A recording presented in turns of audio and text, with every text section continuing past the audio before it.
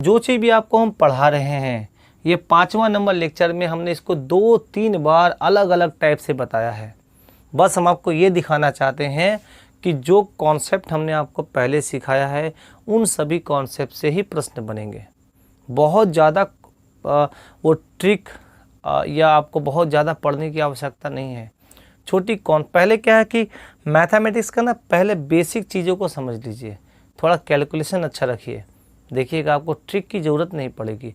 Trick का भी एक लिमिटेशन होता है, एक हद तक जाके वो ट्रिक काम नहीं आता है, बट कॉन्सेप्ट जो होता है वो हमेशा काम आएगा आपका। आशा है कि आप लोग समझ पा रहे होंगे बातों को। क्वेश्चन नंबर 16 पढ़िए आप लोग।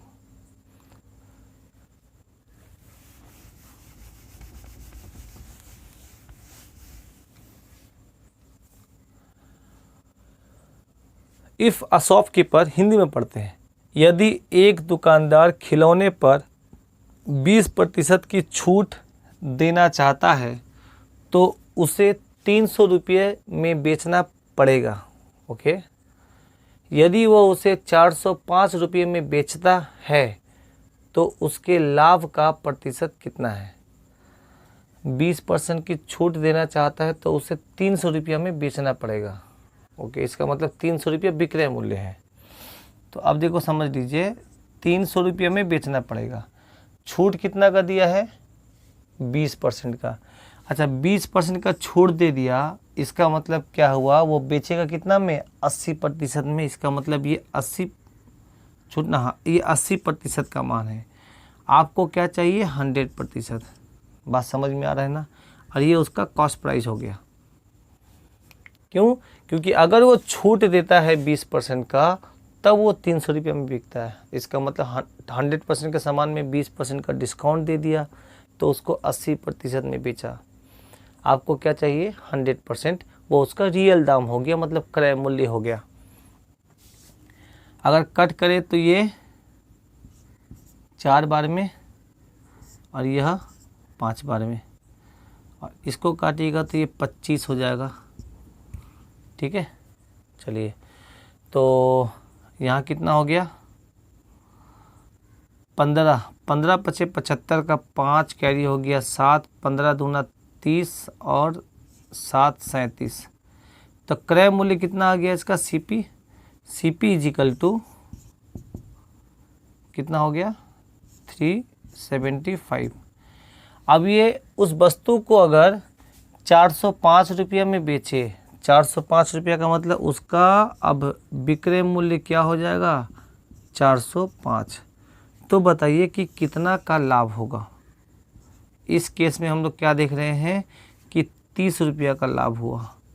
अब इसको परसेंटेज में कन्वर्ट करने के लिए, परसेंटेज हमेशा क्रय मूल्य पर निकलता है, तो ये 375 को नीचे कर दो, इंटू कर दो 100, कैलकुलेशन कर देंगे, ये मेरा आंसर होगा। 25 से काटते हैं तो 25 चौके और 4 12 3 15, 15 दूना 2 बार में, 4 को 2 से गुना कर देंगे, दिख रहा है ना। तो ये हो गया 8% का लाभ होगा। ऑप्शन नंबर 3 समझ में आ रहा है। प्रश्न नंबर 17 तब तक मिटाते हैं, पढ़िए आप लोग।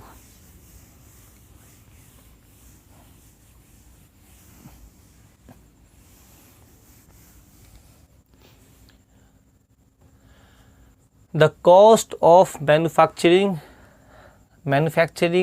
an article was 900.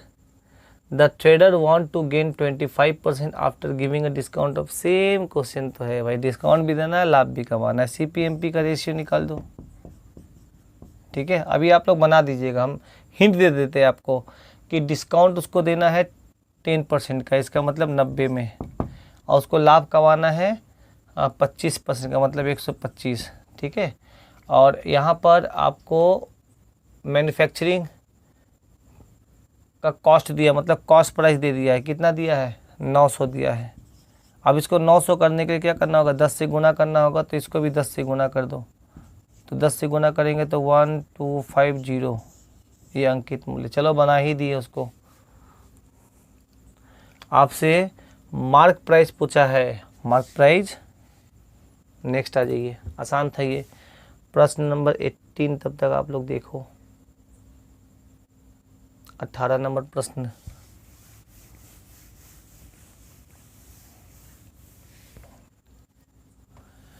Manufacturer marked an article ₹50 and sold it allowing 20% discount if his profit was 25%. Same question, CPMP का रेशियो निकालो।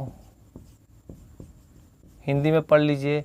एक दुकानदार किसी वस्तु का अंकित मूल्य 50 रुपया तय करता है। अंकित मूल्य मतलब उसके ऊपर लिखता है 50 रुपया, और उसे 20% छूट पर बेचता है। उस पर 20% का डिस्काउंट भी देता है।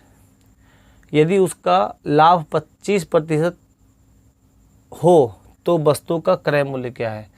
तो उसको छूट भी देना है और लाभ भी कमाना है। इस केस में CPMP का रेशियो निकाल दो, तो ये हो जाएगा 80। छूट देना है, लाभ कमाना है 25, तो ये हो गया 125। क्लियर है? चलिए, कटेगा तो काट दो। 5 से काटिएगा तो ये हो जाएगा 16 और ये हो जाएगा 25। बट एग्जामिनर वहाँ पे इसका मान 50 दिया है, तो इसको 50 करने के लिए 2 से गुना कर दो, तो इसको भी 2 से गुना कर दीजिएगा। तो ये 50 रुपया हो गया, तो ये 16 दूना 32, 32 रुपया उसका क्रय मूल्य है। ऑप्शन नंबर 18 का 3। 19 नंबर क्वेश्चन देखिए। आशा है कि 19 नंबर क्वेश्चन करेंगे।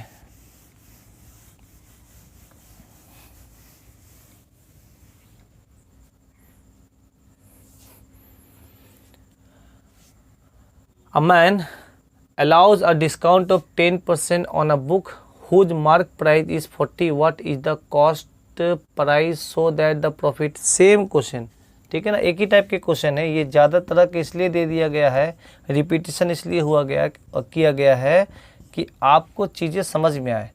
उसको डिस्काउंट देना है 10%, तो 100 में से 10 घटा दो 90, और प्रॉफिट भी कमाना है 20%, तो 100 में 20 ऐड कर दो। CPMP का रेशियो आपका 3:4 आ गया। बोल क्या रहा है? मार्क प्राइस 40 है, यहाँ तो 4 है, 40 करने के लिए 10 से गुना कर दो, इसको भी 10 से गुना कर दिए, तो ये मार्क प्राइस 40 हो गया, तो कॉस्ट प्राइस 30 हो गया। आपसे क्या पूछा एग्जामिनर? उसका क्रय मूल्य क्या होगा? आ रहा समझ में? चलिए, क्वेश्चन नंबर नेक्स्ट करिए। Question number 20। ये बहुत बढ़िया क्वेश्चन है 20 नंबर। देखिए यहीं पर है कि हाँ, हालांकि इसका आंसर बहुत इजी है, कर पाएंगे आप लोग। 20 नंबर देखिए क्या बोला है। While selling a shirt, a shopkeeper gives a discount of 7%. एक व्यापारी किसी शर्ट को बेचते वक्त 7% का छूट देता है। 7 मतलब 7% का छूट देता है। If he had given a discount of 9%, यदि वह 9% का छूट दे। 9% का छूट का मतलब होता है 2% पहले के रिस्पेक्ट में ज़्यादा देना। He would have got 15 less as profit. उसको 15 रुपया का कम लाभ होता है। ऑब्वियस सी बात है भाई कि डिस्काउंट अगर बढ़ाएंगे तो लाभ क्या होगा? घटेगा। 15 रुपया का कम लाभ होता है। The mark price of the shirt, shirt का अंकित मूल्य क्या है? ठीक है, देखो ऐसे इसको बनाना बहुत आसान है, बट हम इन चीज़ों को थोड़ा सा डिटेल में समझाएंगे आपको। देखिए अच्छे से, पहले देता था 7% का डिस्काउंट, अब देने लगा 9% का डिस्काउंट, तो अंतर कितना आ गया? 2%। और इसी के वजह से तो पैसे में कमी आया, 15 रुपये में प्रॉफिट में। तो 2% का मान आपने 15 कह दिया, तो सर 100% निकालने के लिए आप क्या करो, इसमें 50 से गुना कर दो, तो ये भी 50 से गुना हो जाएगा। ये हो जाएगा आपका क्या? Mark price. और इसका मान कितना हो जाएगा? 15 × 5 = 75, 750 रुपया। ये मेरा आंसर हो गया। अभी थोड़ा सब्र करिए, हम बताएंगे इसके बाद, अभी और कुछ बताना है। इसको बहुत टीचर ट्रिक भी ऐसा बताते हैं कि भाई आप इस जो डिफरेंस निकला लाभ का उसको ऊपर लिख दो, नीचे उन दोनों का डिफरेंस लिख दो डिस्काउंट का, और इंटू 100 कर दो, और ये आपका हो जाएगा मार्क प्राइस। देखो आप ट्रिक तो सीख गए, आपसे बन भी गया, बट आप कॉन्सेप्ट नहीं सीखें कि सर ये ऐसा क्यों किए आप। ठीक है, बात समझिए अच्छे से। हालांकि आप यहाँ पर भी ये नहीं सीखे कि आखिर में हम इस डिस्काउंट परसेंट को प्रॉफिट से कैसे लिंक कर दिए। भाई डिस्काउंट का परसेंट को, भाई डिफरेंस इन डिस्काउंट है तो वो तो परसेंट अल्टीमेट डिस्काउंट का ही है, तो उस डिस्काउंट के परसेंट को प्रॉफिट से कैसे लिंक कर दिए हैं आप। इन चीज़ों को समझना होगा आपको कि डिस्काउंट परसेंट में जो चेंजेस आता है वही आपके प्रॉफिट परसेंट में चेंजेस के बराबर होते हैं। ठीक है, आइए एक एग्जांपल से समझते हैं तो आपको यहाँ और क्लियर होगा। यहाँ बता दें, आ जाइए। सपोज करिए कि आपके पास कोई 100 रुपया का वस्तु है, इसका क्रय मूल्य है 100 रुपया। आप इसके ऊपर लाभ कमाना चाहते हैं। पहला लाभ कमाना चाहते हैं 10 रुपये का, दूसरा अगर मान लीजिए 15 रुपये का। मतलब क्या, अगर आप 10 रुपया का लाभ कमाइएगा तो सेलिंग प्राइस क्या होगा 110। बात समझ में आ रहा है। अगर 15 रुपया का लाभ कमाइएगा तो सेलिंग प्राइस कितना होगा आपका 115। अब ज़रा हम आपसे पूछेंगे कि ज़रा बताइए तो लाभ में अंतर कितना है, तो आप बोलिएगा 5 का। सेलिंग प्राइस में अंतर कितना है, तो 5 का। तो हम लोगों ने क्या देखा कि difference in profit is equal to difference in selling price. Different in profit is equal to different in selling price. ज़रा इसको लिख देते हैं sir. Different in profit is equal to different in selling price. लाभ का अंतर is equal to विक्रय मूल्य के अंतर के बराबर होगा। यहाँ समझिए। और एक अन्य एग्जाम्पल और समझते हैं सर, देखिएगा ये अलग एग्जाम्पल समझते हैं कि मान लो कि कोई वस्तु का अंकित मूल्य, मतलब उसका मार्क प्राइस जो है ना वो 100 रुपया है, और इसके ऊपर 2 तरह का डिस्काउंट दिए गए हैं। एक डिस्काउंट, पहला डिस्काउंट दिया गया है 10% का, दूसरा डिस्काउंट दिया गया है 15% का, या आप 10 रुपया 15 रुपया भी कह सकते हो, उससे कोई फ़र्क नहीं पड़ेगा, क्योंकि ये भी चीज़ समझना है आपको। अब ज़रा बताओ, अगर 10 का डिस्काउंट दे दिए 100 पे तो सर वो बिकेगा कितना में, सेलिंग प्राइस क्या मिलेगा आपको, तो आप बोलिएगा सेलिंग प्राइस 90 होगा। अगर 15 का डिस्काउंट दे देते हैं तो सेलिंग प्राइस कितना होगा, तो आप बोलिएगा सर 85 होगा। अब ज़रा हम आपसे प्रश्न पूछते हैं कि डिफरेंस इन परसेंटेज कितना हुआ, डिस्काउंट परसेंट, आप बोले 5। डिफरेंट इन प्रॉफिट कितना हुआ, तो आप बोले 5। तो हमने यहाँ से एक चीज़ और समझा कि different in selling price is equal to different in discount. विक्रय मूल्य में जो अंतर होगा वही डिस्काउंट में अंतर के बराबर होगा। तो हम लोग क्या कहेंगे, डिफरेंट, पैटर्न लो हो गया ना, different in selling price is equal to different in discount. बात समझ में आ रहा है। अब जरा समझिएगा, ये पहला वाला दूसरे वाले में देखिए, यहाँ पर क्या था, different in profit is equal to different in selling price. यहाँ क्या है, different in selling price is equal to different in profit. अब इन दोनों में क्या कॉमन हो गया, देखो डिफरेंट इन सेलिंग प्राइस। तो कह सकते हैं कि different in profit is equal to different in discount. वही चीज़ को यहाँ पे हमने आपको लिखा है, यहाँ नहीं लिखा है तो यहाँ पे लिख दीजिएगा कि different in discount is equal to different in profit. अब चीज़ों को समझिएगा अच्छे से। चूँकि यहाँ पे डिफरेंट इन डिस्काउंट जो दिया है वो परसेंटेज के रूप में दिया है। क्या दिया है, पहले आपको देता था 7% का डिस्काउंट, अब दे रहा है 9% का डिस्काउंट। तो इन दोनों का अंतर जो होगा वो आपका 2% होगा। पर जो आपका डिफरेंट इन प्रॉफिट दिया है वो रुपया में दिया हुआ है, कितना का, 15 रुपया में। अब देखो कभी भी ये शब्द यूज करें कि 15 रुपया लाभ कम कमाता है या 15 रुपया लाभ ज़्यादा कमाता है, इसका मतलब ये हुआ कि पहले जो लाभ कमाता है उससे अभी वो 15 रुपया कम कमा रहा है, तो अंतर जो निकालिएगा ना तो वो 15 ही आएगा। बात समझ में आ रहा है? इसीलिए उसको हम लोग कह देंगे डिफरेंट इन प्रॉफिट। अगर लेस या मोर वर्ड यूज किया गया है तो उन दोनों का अंतर भी उतना ही आता है।